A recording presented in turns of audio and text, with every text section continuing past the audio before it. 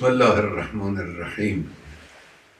ইরানি জাতি ও বিশ্ববাসীর উদ্দেশ্যে আয়াতুল্লাহ আলী খামেনির ভাষণ। বিসমিল্লাহির রহমানির রহিম। আমি ইরানের মহান ও গৌরবময় জাতিকে সালাম জানাই। সর্বপ্রথম আমি কৃতজ্ঞতা জানাই ইরানিদের সেই দৃঢ় ও সাহসী অবস্থানের জন্য যা তারা বিদেশি ষড়যন্ত্রের মুখে প্রদর্শন করেছে।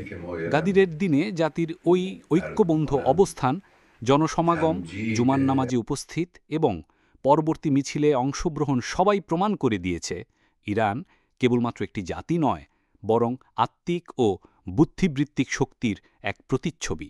আমি আল্লাহর শুকর আদায় করছি, যিনি এই জাতিকে এমন শক্তি, মানসিকতা ও প্রজ্ঞা দান করেছেন। আমি এখানে একটি উল্লেখযোগ্য মুহূর্তের কথাও বলতে চাই।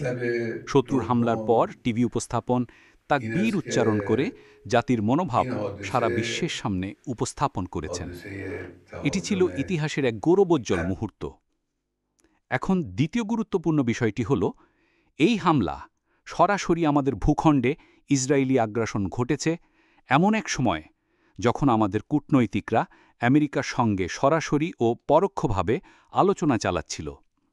ইরানের তরফে কোনো উস্কানি বা সামরিক উত্তেজনার ইঙ্গিত ছিল না। এটা স্পষ্ট, ইসরায়েল একপেশে সিদ্ধান্তে এই হামলা চালিয়েছে। শুরু থেকেই আমাদের সন্দেহ ছিল এতে আমেরিকার হাত রয়েছে। এখন যেসব বক্তব্য তারা দিচ্ছে তা আমাদের সেই সন্দেহকে আরও জোরালো করছে। ইরানি জাতি কখনো চাপের কাছে নত হয়নি। যেমন জোর করে চাপিয়ে দেওয়া যুদ্ধের বিরুদ্ধেও আমরা লড়েছি, তেমনি চাপিয়ে দেওয়া তথাকথিত শান্তি বিরুদ্ধেও দাঁড়িয়েছি। আমরা কারো দাসত্ব বা আধিপত্য মেনে নিই না। আমি চিন্তাবিদ, লেখক এবং বিশেষভাবে আন্তর্জাতিক গণমাধ্যমের সঙ্গে যুক্তদের প্রতি আহ্বান জানাই, তারা যেন এই সত্যগুলো পরিষ্কারভাবে ব্যাখ্যা করে জনগণের সামনে তুলে ধরে এবং শত্রুর মিথ্যা প্রচারণার জবাব দেয়। ইসরায়েল এক ভয়াবহ ভুল করেছে এবং একটি অপরাধ করেছে। এর জন্য তাকে শাস্তি পেতেই হবে এবং তারা সেটা পাচ্ছেও। আমাদের প্রতিরক্ষা বাহিনী ইতিমধ্যে প্রতিশোধ নিচ্ছে এবং ভবিষ্যতের পরিকল্পনাও রয়েছে। এই মুহূর্তে আমেরিকার বন্ধুরা মাঠে নামছে, এটাই প্রমাণ করে তারা দুর্বল, ভীত এবং অসহায়। সম্প্রতি আমেরিকান প্রেসিডেন্ট আমাদের হুমকি দিয়েছেন এবং একই সঙ্গে এক হাস্যকর দাবি করেছেন। ইরানি জাতিকে তার সামনে আত্মসমর্পণ করতে বলছেন। এটা একেবারেই অযৌক্তিক।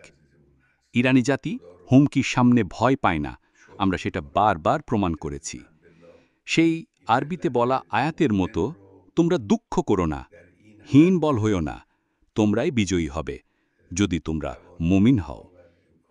আমরা জানি হুমকি আমাদের মনোভাব বদলাতে পারে না এবং আত্মসমর্পণ করার কথাটা এমন কেউই বলতে পারে যে ইতিহাস, ইরানের জাতিসত্তা আর আত্মমর্যাদা সম্পর্কে জানে না। আমরা কখনো নত হইনি, হবও না।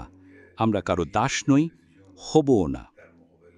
আমেরিকার যারা বাস্তবতা বোঝে তারা জানে এই সংঘাতে হস্তক্ষেপ করলে তার ফল তাদের জন্য ভয়াবহ হবে। যেটুকু ক্ষতি ইরানের হতে পারে তার চেয়ে অনেক বেশি ক্ষতি আমেরিকার হবে এবং এই ক্ষতি অপরিণমীয়। আমি আমার প্রিয় জাতিকে বলছি, ভয় পেও না, দুর্বলতা প্রকাশ করো না। যদি শত্রু বুঝতে পারে তুমি ভয় পাচ্ছ, তাহলে সে তোমাকে ছাড়বে না। তোমার শক্ত অবস্থান বজায় রাখো। সব দায়িত্বপ্রাপ্ত ব্যক্তিরা, প্রশাসন, প্রচার, জনসংযোগ যেন আল্লাহর উপর ভরসা রেখে দায়িত্ব পালন করে, কারণ বিজয় একমাত্র আল্লাহর পক্ষ থেকেই আসে আর আল্লাহই সত্য ও ইনসাফের পক্ষকে জয়ী করবেন حقیقت ইনশাআল্লাহ। رو و حق رو به طور قطع و یقین پیروز خواهد کرد انشاءالله. و السلام علیکم و رحمت الله و برکاته.